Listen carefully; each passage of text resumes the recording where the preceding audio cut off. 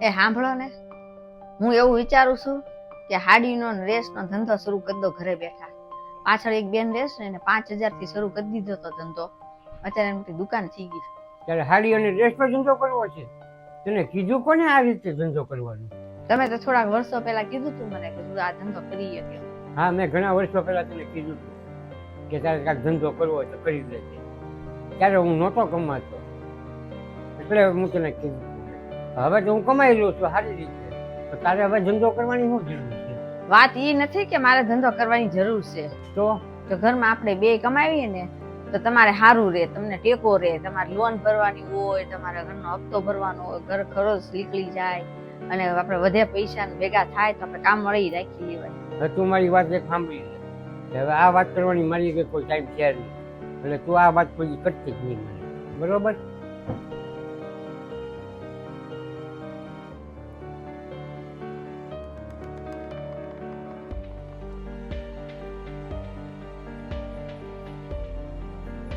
એ સાંભળો ને, તમે હા પાડો ને, હું પાછલી શેરીમાં ઓલા બેન ધંધો કરે છે ને હું ઘણું શીખ્યાવીશ.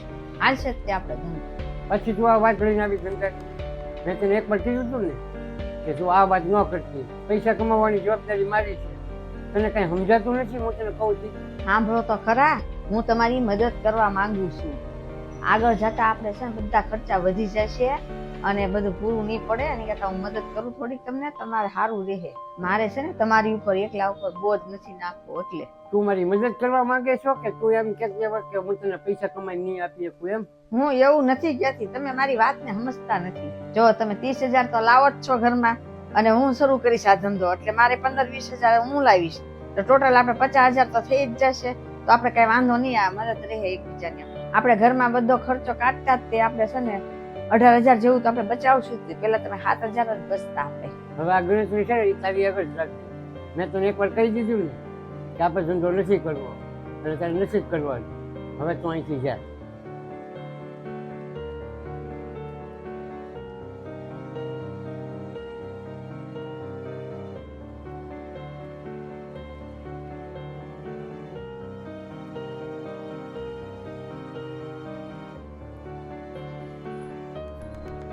હું છું, તમે બહુ ચિંતામાં લાગો છો. કઈ થયું છે?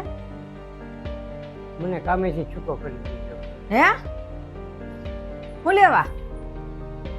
મારા શેઠે છે ને મને કીધા વગર છૂટો કરી દીધો, અને મારી જગ્યાએ છે ને બીજાને રાખી દીધો. હવે ઘરના ખર્ચા, લોન, હપ્તા ને એવું ક્યાંથી ભરશું? હવે સાંભળો, મારી પાસે થોડાક પૈસા છે ને, આપણે 2-3 મહિના નીકળી જશે. તારી આગળ પૈસા ક્યાંથી આવ્યા? મેં છે ને થોડુંક ભરત કામ ઘરે બેઠા શરૂ કર્યું હતું, એમાંથી મેં થોડાક પૈસા બચાવ્યા હતા. તમે તો મને કઈ ધંધો કરવાનો નથી, એટલે મેં આ રીતે છે ને મેં પૈસા બચાવવાનું ચાલુ કર્યું. હું તો તમારી મદદ કરવા માંગતી જ હતી, પણ તમે કઈ મારું સાંભળતા જ નહોતા. આપણે છે ને પતિ પત્ની સેવી, તો એકબીજાને છે ને સમજવું જોઈએ અને એકબીજાને સાથ દેવો છે, પણ તમે તો કઈ સમજ્યા જ નહીં. મને માફ કરી દેજે. ને હું કારણ વગર તારી ઉપર ગુસ્સે થતો હતો, ને હું તારું કઈ માનતો નથી. તું કહેતી હતી ને એ આપણે બંને હાટું જ કહેતી હતી, ને આપણા ઘર હાટું જ કહેતી હતી, એ હું સમજી ન હતી. હવે મને માફ કરી દેજે. કાંઈ વાંધો નહીં, હું તમારી હાથે થોડીક ચા બનાવી લાવું છું એટલે તમને માથું ઉતરી જાય અને તમે કાંઈ ખોટું ટેન્શન લેતા નહીં. હા.